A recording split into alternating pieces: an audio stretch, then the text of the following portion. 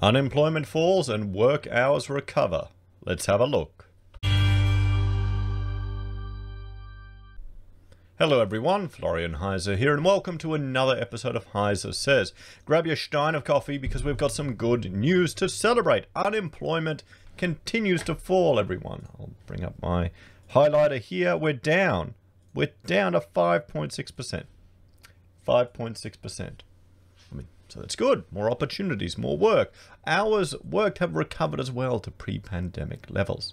Now, before we go through the latest data from the ABS, I just want to go through, well, highlight the fact that this is not occurring without some serious government intervention in the economy. Okay, they've been keeping zombie companies alive, everyone. And there's predictions, we can see here the external administrations are lower than normal. There are predictions of 5,000 insolvencies. JobKeeper has employed up to 9% of some states. Almost 9% of Victorians were supported by JobKeeper. That's now come to an end. Okay, so you can see here the number of applicants, and you know, here you go, 8.76 in Victoria, 7.95 in New South Wales, nearly 7% in Queensland. Now, I can understand why they did that, because it's more important to maintain that relationship with the employer and the employee. I mean, the government's going to, how many of those people would just have lost their jobs and turned up to Centrelink anyway? Is it cheaper to do it with JobKeeper? You have some businesses didn't need it. I can guarantee you there were some businesses that didn't need it, and that's just the dead weight loss of trying to keep that connection. So hopefully some businesses will be able to get out of this, to survive, to maintain those relationships, and it will be a better outcome going forward. And we can start chipping away at this huge debt that the government's incurred for it. So we'll have to see. Well, they're juicing the market, particularly housing. The cash rate's at 0.1%. Housing approvals have gone through the roof. Home builder, everyone. Now, I know there's going to be some people and a lot of architects calling for, we need more social housing. So every time I go on LinkedIn, it's architects posting about social housing. You don't want social housing. People want to live in a house they own. We want to create a situation where people can work, save, build a life and a family in their own home. It doesn't need to be a social house. There's a social house in my street. Nice people there. They get a nice house. They get their lawn mowed. Get everything. It's a better house than mine, at least at the moment. But I would much rather have my house that I can build and leave a legacy to my children and my children's children than social housing. That's the society you want. Maybe that's just the ideological difference. Rather people depend and build a family unit than depend on the state. First home buyer grants up to 88 grand, guys. They're juicing the market. The 5% government loan guarantee, yeah. Super withdrawals and negative gearing. Negative gearing is a long-term impact on the housing sector. You've got councils limiting development, that's long-term. Mortgage holidays, short-term. And then just uncertainty, people will piling into savings. So don't think this hasn't occurred or the government hasn't intervened significantly to try and get this happening. Okay, so, and there'll be a price to pay, and we'll look at that later. But now let's look at the unemployment rate. Let's celebrate some good news, because they're people that are getting jobs back, and that's what we want. We want people working. We want them working. We want people in jobs. That's the good thing. So, seasonally adjusted employment increased by 71,000 between February and March 2021, according to the ABS. Employment now has worked. Bjorn Jarvis, head of labour statistics at ABS, said this latest data showed continued recovery in the labour market into March 2021, with hours worked higher than March 2020 for the first time during the COVID period. So we've got to continue, we're actually working more too, which is good. That's what you want. You want people to be productive. What the real test for this will be the next few months. We're going to see some businesses go insolvent, sadly. This is going to happen, guys. We've had a recession. You can't save everyone. And it may just be, maybe it's a business that's not been going well and it's just a weight of someone's back to kind of give up on that and start a new chapter in their life. So don't always think a business going under is the worst thing that can happen. In the moment, sure. But long term, it may be the best thing that's ever happened to you. So you've got to understand that. The test will be to see if the unemployment rate, if it keeps going down or if it bumps up, which it probably will as more people engage with the workforce, and then if it goes back down again. That will be the real tell to see if if we get a double dip recession. Unemployment, I'd argue, is one of the factors we should be measuring. I think it's more important to look at unemployment than it is to look at GDP, to be quite honest. So, employment hours worked in March 2021 were both higher than March 2020, up 0.6% and 1.2%. In March 2021, 62.6% of people over 15 were employed, which was higher than 2020 at 62.4. So it was 62.6, 0.2. Not much difference, but still. The proportion of women employed was the highest it's ever been, 58.5%, half a percentage point higher than in March 2020, while the proportion of men employed remained slightly lower than before the pandemic at 66.8, compared with 67% in March 2020. And I would imagine that would be, well, retail coming back quicker than anticipated, so a lot of women getting those jobs. West Australia's recovery from the lockdown in the first week of February was evident in a 2.4% increase in employment, 33,000 new jobs in WA. Well, you get a shine there, West Australians. And a 9.2% increase in hours worked, the strongest across all states and territories. The data was collected during the first half of March, prior to the end of JobKeeper on the 28th of March. So there's the real test, guys. We'll see next month if we'll be celebrating job figures improve or if the removal of JobKeeper starts to manifest. The April labour force release, along with the weekly payroll data, will show the state of the labour market after the end of JobKeeper. And here we have it, the hours worked are up. Participation, unemployment and underemployment.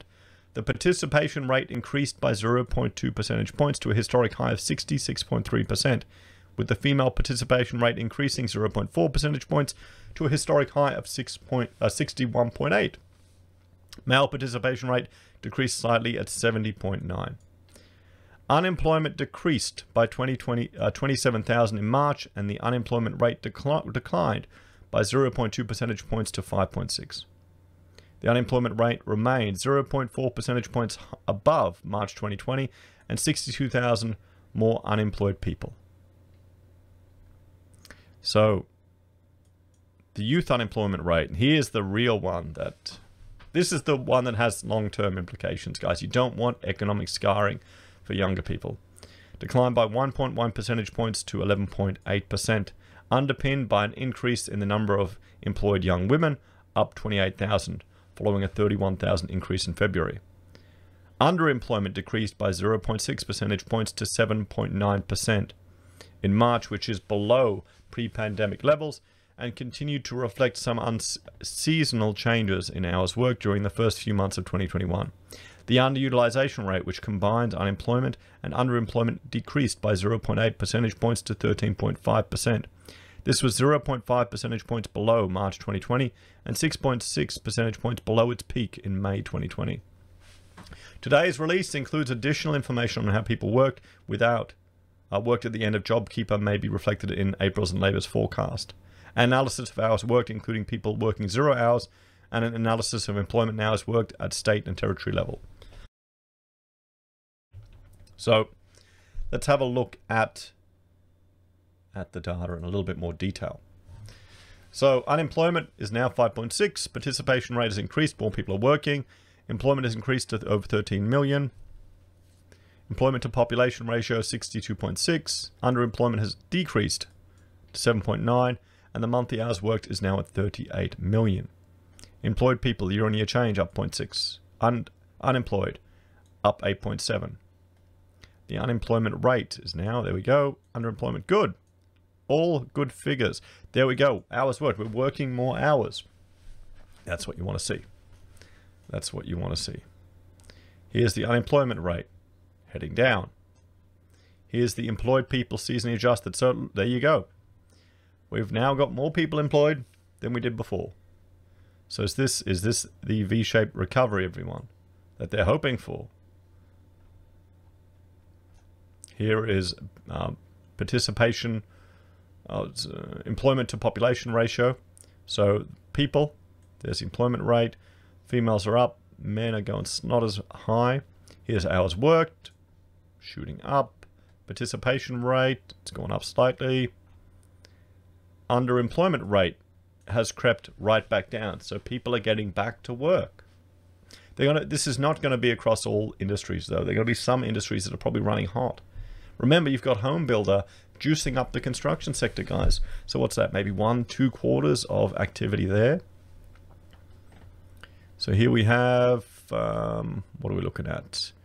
Well, let's look at the employment rate, unemployment in each state. So we've got 5.4 in New South Wales, 6.1 in Victoria, 5.9 in Queensland, 6.3 in South Australia, 4.8 in WA, 5.9 in Tassie, 5.6 in NT, and 3.4 in the Australian Capital Territory.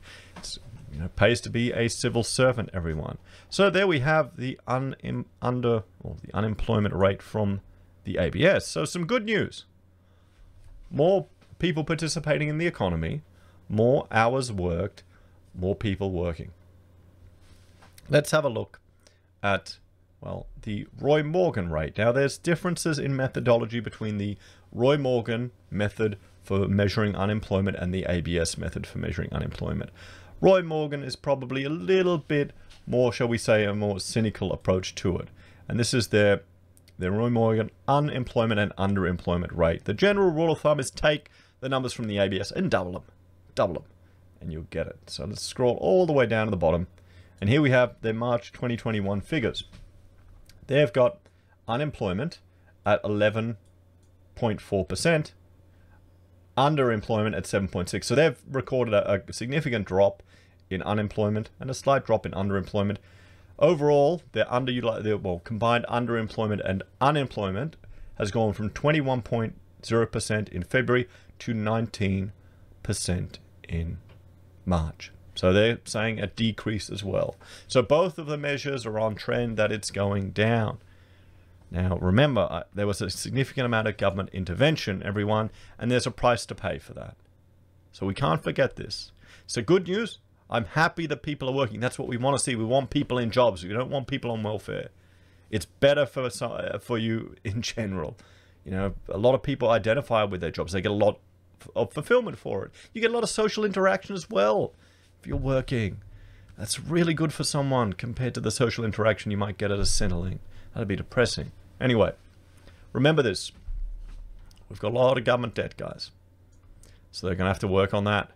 It's going to be interesting to see. There's going to be calls for more government intervention, more government handouts.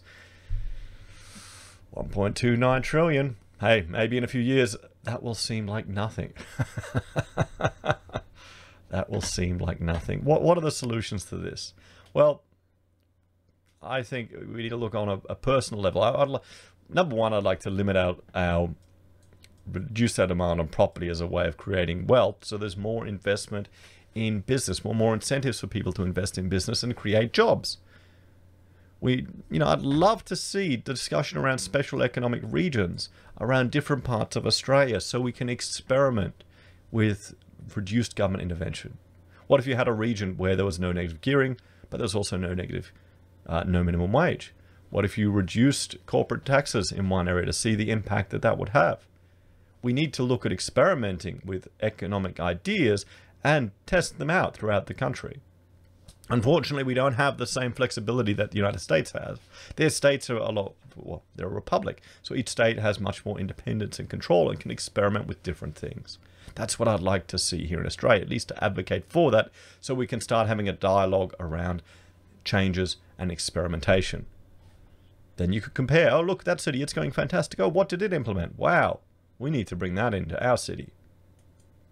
And, well, generally, we just need to increase financial literacy of the people. We need to really advocate for that.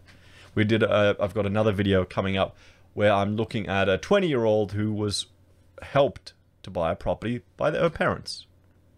And people are going, oh, in the comments, they're saying, oh, if your kid is a bludger or they're not working hard, I wouldn't help them. Isn't that more an indication of a failure on the parents' part to instill those values in your children, that work ethic, or educate them in financial literacy?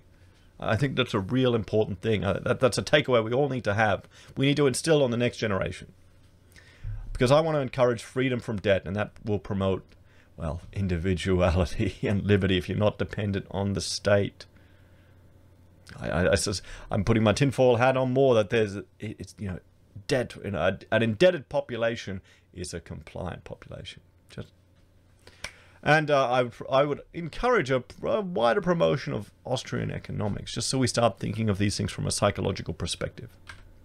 So thank you all very much for joining me for this episode. I think it's some good news we can all celebrate. It's good to see unemployment going down and more people getting jobs. Let's hope it continues and we don't see a double dip recession. As always, thank you for watching. Please like, share, and subscribe to the channel. If you're a fan and enjoy the content I create here, there are a few ways you can support us. You can join us on YouTube or Patreon.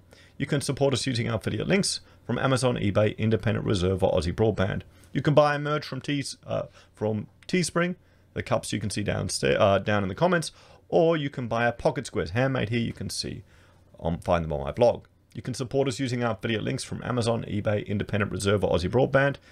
Help us buy shares by joining Stake or SelfWealth, or support us using PayPal or Gold Pass. Take care. I'll see you next time. Bye for now.